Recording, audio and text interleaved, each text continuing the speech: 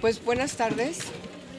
El día de hoy, como lo anuncié, presenté ante la permanente un punto de acuerdo que inicialmente se había considerado por los grupos parlamentarios se iba a discutir, no solamente en el punto de proposiciones, sino también en la agenda política. Sin embargo, ya no dio tiempo, se levantó la sesión.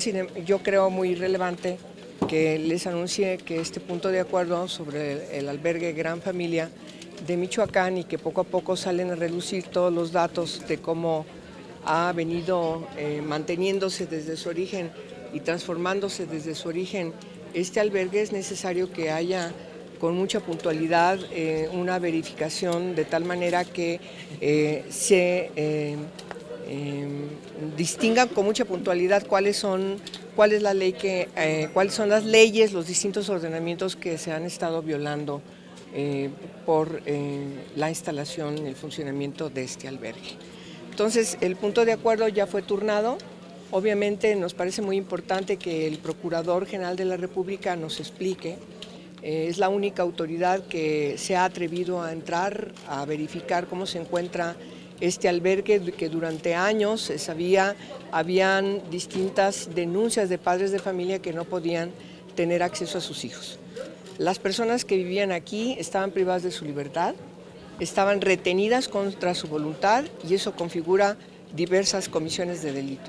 Hay violaciones a la ley del notariado de Michoacán, a la ley de adopción de Michoacán, al Código Familiar de Michoacán, por supuesto también a la Convención sobre Derechos de la Niñez y la Ley de Protección de los Derechos de Niñas, Niños y Adolescentes, la ley que tiene que ver con la normatividad de cómo deben funcionar estos centros de atención, que es verdad, es una ley nueva.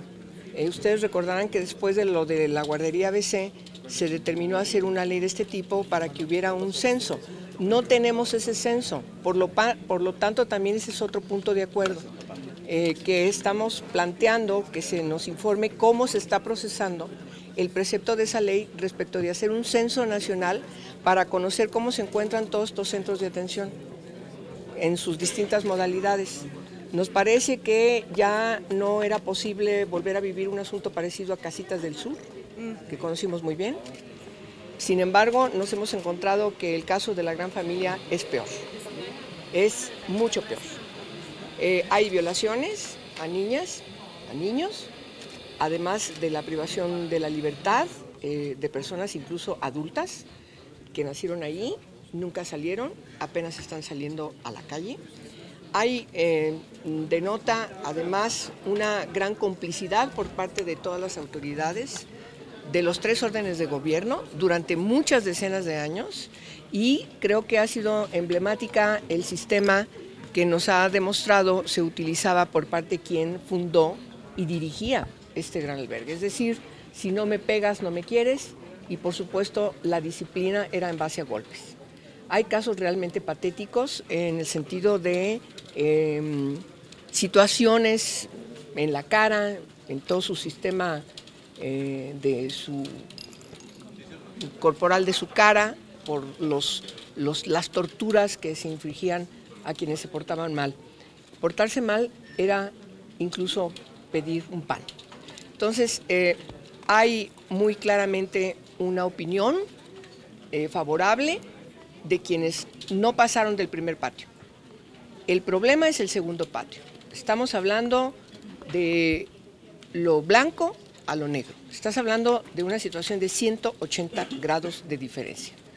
Me parece que la parte bonita, las clases de música, los niños uniformados con sus cachuchas, en fin, las escuelas que están instaladas allí en el primer patio, no tienen nada que ver cómo vivían aprisionados en el segundo patio, con una gran cantidad de insalubridad, de un deterioro espantoso. Era una cloaca.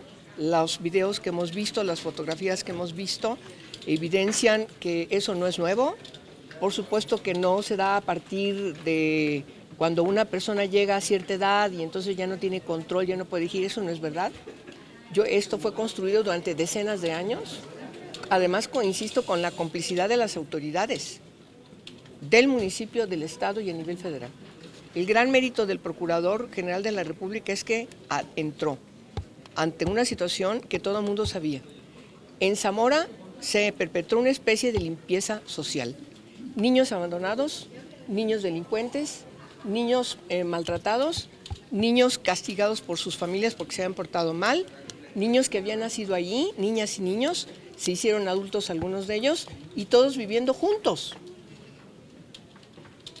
Entonces era una especie de reformatorio violentando toda la norma, violentando el 18 constitucional. Aquí hay un proceso para que los menores infractores estén bajo la justicia especializada de menores infractores. ¿Qué estaban haciendo ahí? Conviviendo con las niñas y los niños abandonados. Eso me parece que ante este tipo de reformatorio más de finales del siglo XVIII, del siglo XIX, que poco a poco han estado desapareciendo porque las niñas y los niños son considerados sujetos de derechos y en función del interés superior de la niñez es importante respetar su dignidad humana, algo que adolecían todas estas personas, niñas y niños y personas adultas que vivían aquí. ¿Para cuándo creen que pueden contar con el censo, senadora? El subsecretario de Gobernación, Roberto Campa, reconoce que se trata de un poco el caso de Zamora y que urge una revisión a nivel nacional claro. de este tipo de albergues donde se presume la presencia de delitos de trata y de otro tipo. Sí, de trata, incluso secuestro, padres que dicen que los obligaban a dar dinero y daban dinero para que ya les regresaran sus hijos y no se los regresaban. Es decir, hay una conjugación de delitos muy graves que tienen que establecerse con mucha puntualidad por parte de la autoridad judicial y yo creo que necesitamos conocer con puntualidad y desmistificar, quitar el mito de que esta era una señora buena, bondadosa, que se encargaba de resolverle el problema a la sociedad de Zamora, quitando de la calle a todas estas niñas y niños y encerrándolos de por vida, ¿no? Entonces yo creo que el problema es muy grave, el problema tiene una connotación que yo francamente la veo muy complicada y solamente tener el censo es un primer paso para saber dónde hay otro tipo de casos parecidos, similares, es decir, la norma tiene que cumplirse debidamente, hay una norma mexicana que establece cómo deben funcionar estos centros que no se está cumpliendo, entonces hay una omisión por parte de autoridades, también en el cumplimiento de los preceptos legales que poco a poco hemos construido. Ustedes saben que en los últimos años, a partir de la Convención sobre Derechos de la Niñez, hemos configurado un Estado de Derecho a favor de los derechos humanos de la niñez. Senadora, ¿qué le parece que no sea imputable la señora? Mire, se aduce que hay un examen psicológico especializado, que por su edad ella tiene demencia senil, de tal manera que jurídicamente la determina como una persona incapaz y por lo tanto inimputable.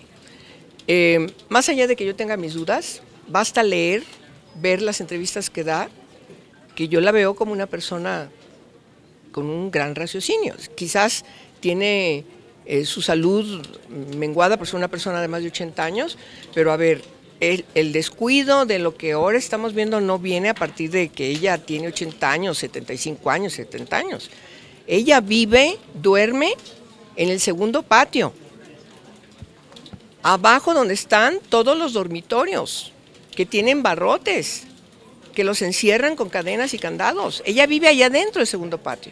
A un lado están las bodegas, justamente, las bodegas, con toda esta podredumbre que vimos. ¿El gobierno reculó entonces? Yo creo que todos los gobiernos han sido omisos, porque actuaron en una complicidad, en una omisión, y por ser autoridades, también hay que ver la comisión en la que pudieron estar involucrados, porque les facilitaba algo que no querían atender. O sea, cuando yo hablo de una limpieza social de niñas y niños, claro, hemos escuchado que nos dicen es mejor que estuvieran ahí, que estén ahí, a que estén en la calle. Entonces, por supuesto que en vez de atender los problemas que originan que los niños estén abandonados, que los niños sean violentados, que los niños cometan delitos, se dediquen a la prostitución, etcétera, etcétera, etcétera, en vez de resolver el problema en función del ejercicio y garantía de los derechos humanos, como es la responsabilidad del Estado mexicano, lo que hacían era permitir que los metieran a esta especie de reformatorio de por vida. Bueno, no, al contrario, les agradezco mucho. Insisto, los Fox no pasaron del primer patio. No, pero digo, ¿y Fox? Bueno, Fox verdaderamente, ¿qué le puedo decir de este señor? Pero querer reabrir este albergue, metiéndolo bajo la jurisdicción de su fundación Vamos México, hay que recordar que el Salón de Música lleva el nombre de la mamá, del padre de Marta Sahagún. Los Sahagún son de ahí. Entonces sabían, toda la sociedad de Zamora sabía de la situación. Entonces, es muy grave. A ver, ese es un llamado de atención a nuestra sociedad. No puede actuar como si no pasaran las cosas, ver con normalidad este tipo de asuntos.